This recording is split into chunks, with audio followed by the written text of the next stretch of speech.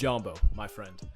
I'm glad that you're here, and I wanted to welcome you to What the Foss. I am your coach Zoe, and today I wanted to ask you a question about how the past few days have been for you. And one of those questions is, have you been committed?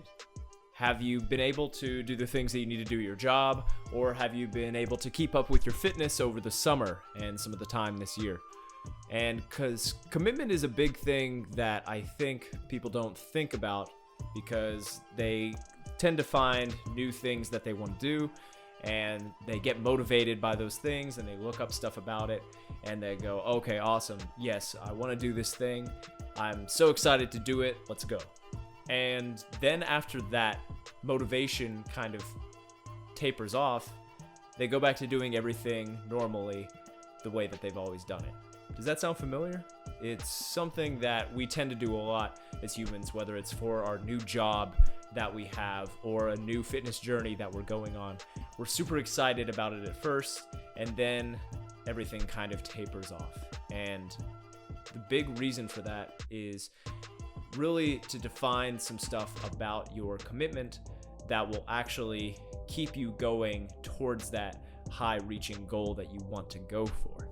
So I'm here to ask you today 3 questions that I want you to ponder over yourself that can possibly help you out with your commitment level, and it's also helped me out with some of mine when it comes to long distance running, when it comes to the work I'm trying to do, when it comes to even staying committed to things like podcasts like this each week. I wanted to just go through these questions, and I want you to think about them in your own mind, and you're more than happy to shoot me a message about them if you have any other questions related to the questions that I ask you. So I have a couple notes of the questions that I do want to ask, so if you see me looking off that way, that's why. But it's just to remind myself. The first question I want to ask you is, why do you want this? Why do you want to do this goal that you have that you can't seem to stay committed for? I think a big part of that happens to be that we tend to start off that way and it's the only thing that we think about, but then family things come into mind, or this vacation comes into mind, or this thing with friends comes into mind, and all these different things that are either positive things that take up our time or some negative stressors that come into our life. They tend to be things that distract us from that main point, that main reason for why we wanted to do that thing in the first place. You know, I have my goals of completing a Boston Marathon, but to do that, I'm wanting to qualify for the Boston Marathon. And I've been working on this for a while. I talk about it a lot, hopefully not too much, because I'm really trying to remind myself that that's why I do the things that I do each day, is to try to get better for that goal. That is my current goal right now that I am reaching for and pretty close to, hopefully. The way that this applies to you, though, is let's say that you have your goal that you just want to be able to run a 5K, or that you want to be able to hike to the top of this trail without getting overly winded and having to stop every single time, or you're just wanting to work your way up in your job. Whatever the goal is, I'm telling you that one of the best things that you can do for yourself is you can write down your goal. Now, I'm not saying this that you need to journal it and put it in a diary and like have it just in this little diary book all the time. I mean, like, rip out a scratch piece of paper, get a pencil, write it out, and then tape it to somewhere on your wall or your desk or somewhere where somehow it's going to kind of get in your mind or in your way every single day. An easy way is to put kind of a note on the background of your phone, or somehow put it in your calendar to remind you every now and again that this is the goal that you were going for. So just keeping it as a visual reminder really allows you to know your reason why you're doing what you're doing and to stay committed, because it really defines out what is this over kind of the top goal that we feel like seems almost out of our range, but that we're slowly working our way up to. So speaking about working your way up, here's the second question I have for you, which is, where can you grow? That's a big bit when it comes to an actual goal. It shouldn't be something that's so small that you're not having to grow through it. You're not having to move up to this next kind of level that you haven't been at before. It should be something where you can actually see that growth happen. You know, sometimes think about like one of your first jobs, right? One of my first jobs was cleaning restrooms. You know, it had a more fancy role, but the main thing that I did was I cleaned bathrooms. And now in some role like that, there doesn't seem to be that much room for growth. You can't really see where you're growing to. It's just a job that you have that you want to do at that point, but you know it's not going to be forever. And some people, they stick with that forever and they're just complacent with that, and that's fine. But if you're really trying to grow to some other goal, you really have to kind of see where this thing could go. You have to envision where that could go. Because if you don't really see where you're going with this goal and any of the steps along the way, it's basically like walking up the stairs blindfolded. You know, you can't see what's at the top. You can't see the steps that you need to take to even get to the top to see what's up there. And most of the time, you're just going to trip yourself up along the way unless you have something clearly defined of, hey, I'm trying to get to this goal. I'm trying to get to this next step that gets me to this kind of peak goal that I have in my mind.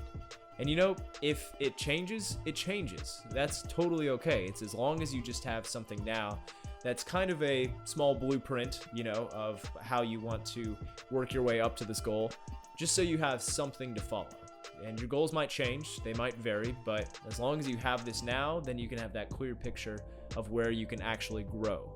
Because just like in fitness, just like in a past job that you've had, the reason that you probably left was that you went to a different job where A, either the pay was better or you'd enjoy it more, and B, it's something where you actually can see some potential for growth, some potential for change, whether that's in your income over the years or it's in how big that business gets or in the roles and positions that you have within that business.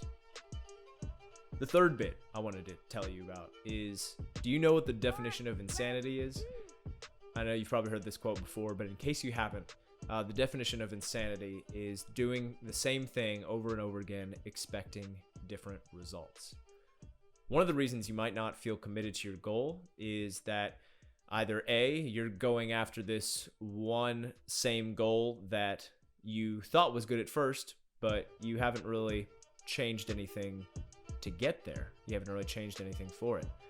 The second bit is actually thinking about maybe you want to change that goal itself. Perhaps the thing that you were going after isn't the same thing that brings you that same joy, or it doesn't feel like that same dream that you had before when you first initially thought about it. And I'm not saying that you need to step down your goal or do something like that, but you could do something in a totally different ballpark. So I'll give you an example. Let's say I all of a sudden didn't enjoy training for marathons anymore. That's totally okay. If I don't enjoy it, fine. What I'm going to do instead is now I'm going to get better at mountain biking.